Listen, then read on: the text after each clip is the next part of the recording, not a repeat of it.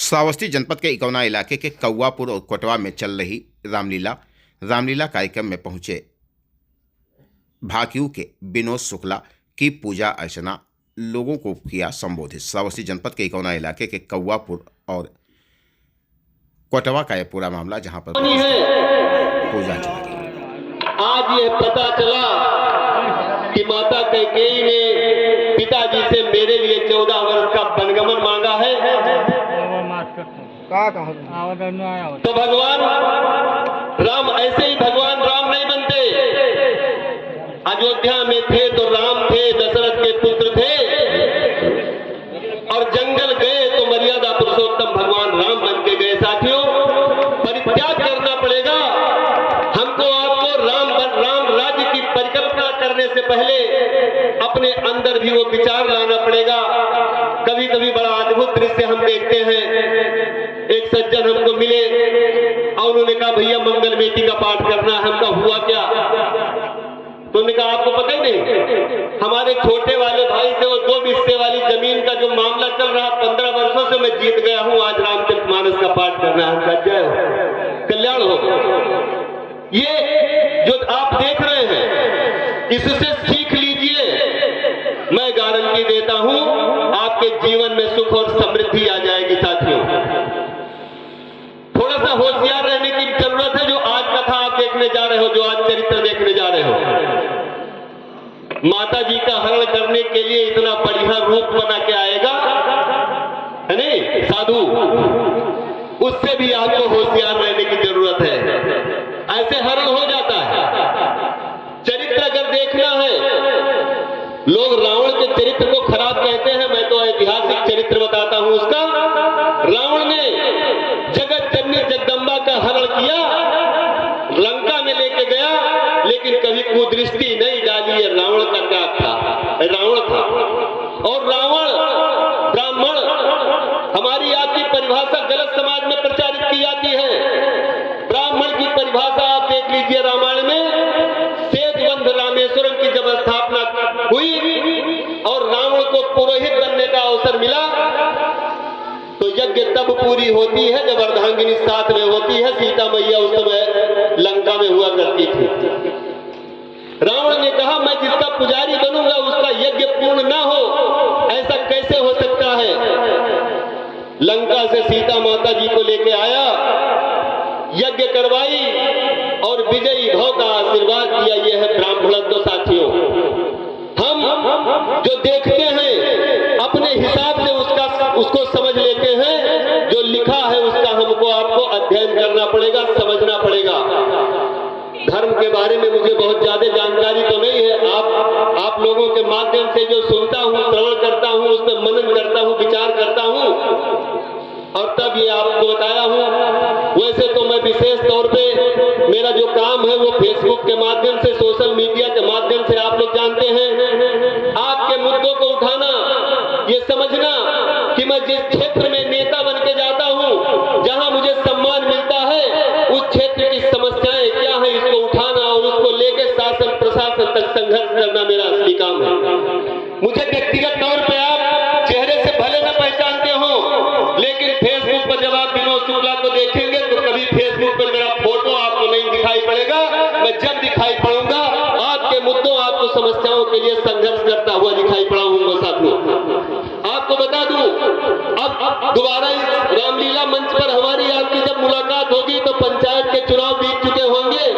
यद्यपि धर्म मंच है, मैं चाहता नहीं हूं कि उस पर ज्यादा विचार किया जाए। आप सब विचार करिएगा। और एक बात आपसे निवेदन करके जाना चाहूंगा कि कभी दूसरे के लिए मतदान मत करिए।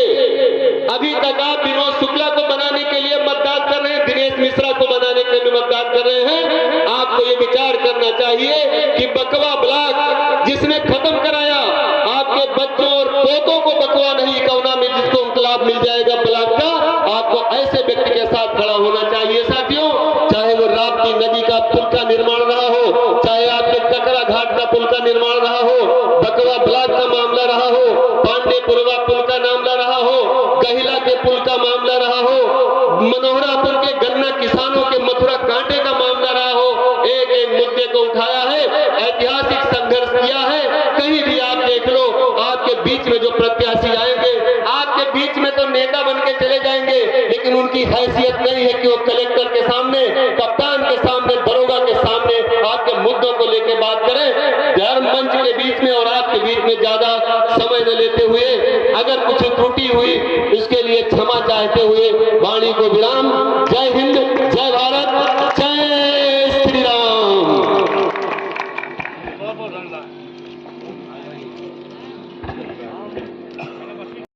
बनाई गया ऐसी धरती को मैं प्रणाम करता हूँ। साथियों, अद्भुत लीला आपके समक्ष हो रही है। हमें धर्म के बारे में बहुत ज्यादा तो जानकारी नहीं, लेकिन जिस तरह से अभी केवट के द्वारा भवसागर को पार करने वाले भगवान राम ने नदी को पार किया है, केवट ने पार कराया है, वो कथा आप देख ही रहे हैं। आने वाली कथा में सीता मैया का हरण करने वाले एक साधु वेश आएगा। आप सबको इन तथ्यों पर भी विचार करना चाहिए। जैसे सीता माँ का हरण करने के लिए साधु के वेश में एक व्यक्ति आता है और सब सीता मैया का हरण करके ले जाता है। हर 5 वर्ष के बाद हम लोगों के साथ भी वही होता है। अच्छे अच्छे भाषण सुनाकर हम लोगों के बीच में राजनेता आते हैं और हमारा आपका वोट जात धर्म और संप्रदाय में बांट के चले जाते हैं। ग्राम पंचायत से लेकर देश के सबसे उच्च सदन संसद तक, और जैसा कि फेसबुक के माध्यम से देखा, कल यहाँ पे सांसद जी भी आए हुए थे, संसद तक लोग यहाँ से चुन के चले जाते हैं, आपका वोट लेके चले जाते हैं, लेकिन आपके अधिकारों का ही हनन होता है। आपकी बात को उठाने नहीं दिया जाता, आपकी बात को सुनने नहीं दिया जाता। आप सब प्रत्यक्ष गवाह हैं, सबने देखा है। हमारे इसी गांव में ही जब बंधे का निर्माण हो रहा था, आक्रांता की तरह से वो बंधा निर्माण वाली कंपनी आई, हमारे किसानों के घर में, हमारे ग्रामवासियों के खेत से मिट्टी जबरदस्ती निकालने का उन्होंने काम किया। उस समय कोई नेता आपके साथ खड़ा होने नहीं आया। साथियों, हमारे गांव के तमाम लोग गए, मुझसे भी उन्होंने कहा, हमने कहा मेरा तो काम ही यही है, आपके मुद्दों को उठाना, आपके समस्याओं के लिए संघर्ष करना ही मेरा पेशा है। और आप सब जानते हैं, मैं यहाँ पे पहुंचा और एसडीएम और एसएचओ के सामने वार्ता हुई। मैंने कहा कि इस ठेकेदार को बता दीजिएगा, सड़क पे चला जाएगा, रोड पे चला जाएगा, चक रोड पे और मेड़ पे चला जाएगा, लेकिन इससे बता देना कि ट्रैक्टर लेके हमारे किसान के खेत में पैर तब तक नहीं रखेगा जब तक हमारे किसान की मर्जी नहीं होगी। साथियों, हमारी आपकी मुलाकात अब इस मंच पर इसके बाद होगी, उससे पहले आप एक दूसरी पंचायत का चुनाव कर रहे होंगे, तो मैं आपको सिर्फ इतने आगाह करना चाहता हूँ कि कभी जाति धर्म के चक्कर में मत के वोट मत डालिएगा। आप इस बिंदु पे वोट करिए कि वो व्यक्ति आपकी समस्याओं के प्रति कितना चिंतित है, आपके मुद्दों को लेकर कितना चिंतित है। और अगर ये विचार करके आप लोग अपना वोट करेंगे तो इस 75-80 वर्षों से आप जो भोग रहे हैं उससे आपको मुक्ति मिलेगी।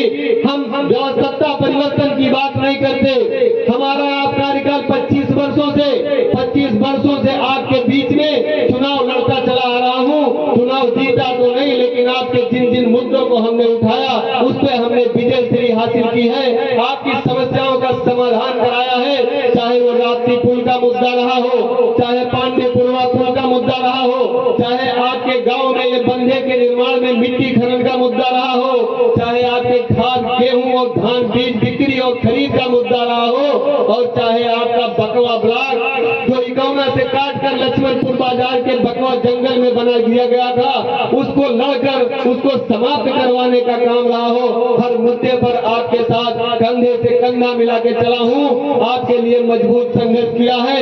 मैं इस धनुष यज्ञ के दिन आया हुआ था, आपके द्वारा मुझे बुलाया भी गया था, लेकिन उस दिन हमारे दिल्ली में आक्रांताओं के द्वारा, आतंकवादियों के द्वारा एक ऐसी दुस्साहस, एक ऐसी दुर्भाग्यपूर्ण घटना घटी जिसमें हमारे देश के तमाम ऐसे बेगुनाह जो दिल्ली की सड़कों पर घूम रहे थे, अपना काम कर रहे थे। आज 9 लोग मारे गए, 20-25 लोग उसमें घायल हैं, आज भी अस्पताल में पड़े हुए हैं। हमारे क्षेत्र का भी आपके गणेशपुर के चिगनीपुरवा का एक लड़का दिनेश मिश्रा, उसकी भी उसमें मृत्यु हुई। ऐसी देश के प्रति ऐसी घटना से मन बहुत आहत था, मंच पर कुछ बोलने की क्षमता में नहीं था, इसलिए मंच से माफी मांगकर चला गया था। आज आपके बीच में इतनी वार्ता कह रहा हूँ और धर्म के बीच में, रामलीला के बीच में और आपके बीच में ज्यादा समय नहीं लेना चाहता। वाणी में त्रुटि होगी, उसके लिए क्षमा। और इस आह्वान के साथ कि आने वाला जो चुनाव होगा पंचायत में, जाति और धर्म से ऊपर उठकर, क्षेत्र और भाषा से ऊपर उठकर आप लोगों को ये विचार करके वोट देना है कि कौन सा व्यक्ति आपके मुद्दों पे संघर्ष कर सकता है, कौन आपके गांव को छोड़कर ब्लॉक, तहसील, थाना और जिलाधिकारी के सामने आपके मुद्दों को उठा के संघर्ष कर सकता है। अगर उसको आपने अपना प्रतिनिधि बनाया तो निश्चित तौर पर सत्ता परिवर्तन के साथ व्यवस्था परिवर्तन दिखाई पड़ेगी। इन्हीं बातों के साथ जय हिंद, जय भारत, जय श्री राम।